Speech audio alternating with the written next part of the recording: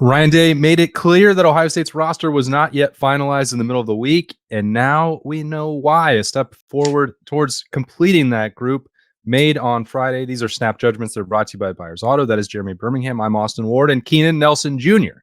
is now a member of the Ohio State roster, Berm. It's a depth pickup for Ohio State. He visited last weekend, took an official visit. He was one of two official visitors on campus last week, both at safety, both from the transfer portal, with the other being Jaden Mangum for the former Michigan State safety. Talking to people earlier this week, the thought was that Nelson may prove to be the more gettable of the two. And I think what that means is that he's a guy who was more willing to come in and be content in a backup role early on in his career and see if he can develop, as opposed to someone who maybe thought or was looking at coming in as a starter right away. He comes from St. Joe's Prep in Philadelphia. Obviously, that's the same high school that produced Marvin Harrison and Kyle McCord, and even beyond that, Jim Knowles. It's a place where you're going to get a solid person out of that program, and really, it's just about Ohio State bolstering the depth after losing a handful of safeties from December to now. Yeah, in terms of like May pickups, there weren't a tremendous amount of options out there for Ohio State. They needed a safety to add to that depth, but they go out and get somebody who has 3 games of starting experience at South Carolina. So he's played for an SEC program for 2 years.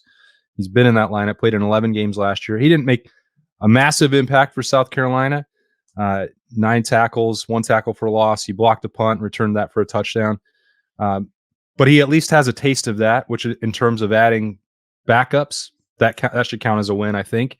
And he has 3 years of eligibility left. So one of the things that we had talked about, earlier in the week, Berm, was like, what's the sales pitch here to try and bring somebody in? You're not going to supplant Caleb Downs and Lathan Ransom in the starting lineup. Jordan Hancock is entrenched at the nickel. You have Malik Hartford coming off of a taste of experience for Ohio State last year. Like, those guys are at the top.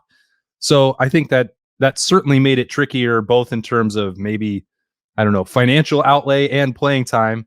But they found a fit here where Keenan Nelson liked the opportunity, and it worked as well for Ohio State. Yeah, and you don't want to sit here and say, "Oh, well, this guy has no chance to ever start," or whatever, like anything like that. But it's not a move that's in the same vein. When Ohio State added Jihad Carter from the transfer portal prior to the 2023 season, there was an expectation that Jihad Carter was going to come in and contend for starting minutes, and that is not the case right here. What you add is a special teams player, someone who's, as you said, experienced there. Someone who has played in big football games, played in rivalry games, been a part of the the North Carolina, South Carolina game, that sort of stuff. The Clemson, South Carolina game, understands big time football, comes from a great program, and is going to come in and be willing to work for a couple of years and be a quality addition to the program. And this is a weird time in college football, as we talk about all of the time. Like, you cannot just bring in whoever you want whenever you want, even though it feels like it sometimes. You have to really consider the balance on the roster, the balance in what is essentially a salary cap world, and Keenan Nelson Jr. is a player that fits. And this is what I talked about before. When you like the bottom 20% of the roster, you're just going to trade out depth pieces, and that is what Keenan Nelson Jr. is for Ohio State right now. It's not to say he can't improve or get better, or become a contributor down the road. But right now, you're looking for someone to help be a solid member of the football program in practice and special teams, and then, if needed, in a game down the road.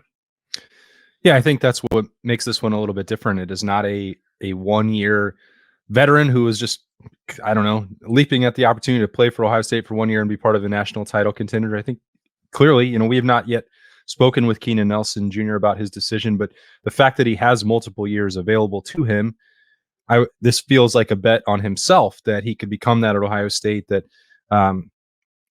this is not a knock on South Carolina's coaching staff, but where do defensive backs generally consider themselves developed for the next level? The BIA moniker, Ohio State has that reputation. So if there was an offer from Ohio State to Nelson, which there was, to be a part of that, surely he thinks that there's a chance that maybe if he's in the right spot that he could take that next bet. So again, it makes sense for both parties. That's exactly what you want. Would you have drawn up a 5-star no-brainer who could go start next to make it a legit competition with Caleb Downs and Lathan Ransom? Of course, but that person doesn't exist in the transfer portal in May.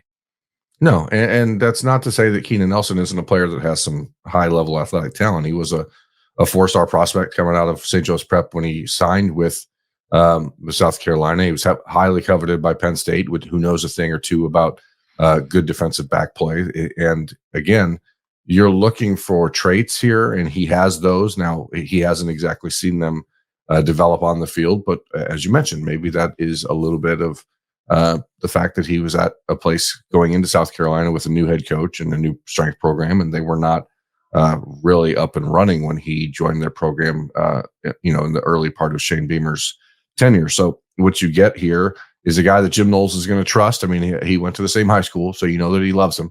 He's going to love that. And again, a player that understands his role. And I think more importantly than ever in college football, like, you need people that understand a role. And it's sort of like the NFL, where you're like, hey, if I could just make the 53 man, I'm good. Like, I'll do what I can to help. And I would consider Keenan Nelson, a guy that is, it's like an OTA tryout, essentially. Like, oh, okay, we can see how you can help us, and then you like it. I mean, there's 1,600 players still available in the transfer portal.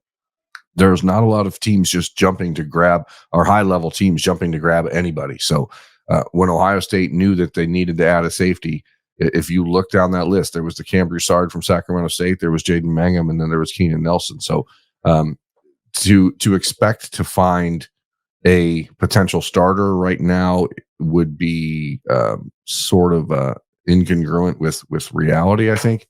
But what you get here is a player that will understand how he fits and will come in right away and be a good part of the culture, and not a disruptive piece to a program and to a team that has its eyes on very, very big things. Well, I think that's really the point, where I'm like, this team has Caleb Downs, Lathan Ransom. If it had to, if Malik Hartford was injured in spring, he'll be back in training camp. We've said before, like, if they had to break it in case of emergency, break the glass, Sonny Styles has started at safety for Ohio State too. We both agree he's better at linebacker. You don't want to have to do that, but you would also still have, Jordan Hancock that you could move around. So they did not have to find a starter, and also there weren't any. Like, those two facts are pretty important. Yeah, but again, you're looking at a player that was offered by Georgia, offered by Penn State, Oregon, Miami, Ole Miss. I mean, Wisconsin. These are teams that know how to play defense, and so you do have at least the opportunity, you hope, to develop a kid over the next couple of years, where maybe this ends up being a surprise addition or a bigger addition from a roster management standpoint than maybe we're thinking now. But for now, the expectation is we need to add bodies because practice is going to get it real tough at safety, and this helps. Yeah, thinking about all those ties that Ohio State has to St. Joe's Prep, and a couple of years ago, the need to continue to recruit safeties and the offer list that he had there, it does make me wonder why Ohio State wasn't involved with him in the first go round. But I guess do you have any insight onto that, or we'll have to just wait till he gets here? No, that was the class of 2022. Ohio State was very much chasing Xavier Wampa in that class and fell short. They were chasing a number of other players at that spot in that cycle. And the relationship with St. Joe's Prep was very, very icy prior to Kyle McCord and Marvin Harrison. Like, I remember they weren't even allowed in the building, essentially, because of things that had happened with other recruits in the Urban Meyer era. But, in the class of 2022, you had Wampa as the number 1 ranked safety in the country. Sonny Styles ended up being the number 2 ranked safety in the country. They were chasing Zion Branch at USC. And that was pretty much it. The Buckeyes were not in the market for a lot of safeties in that class.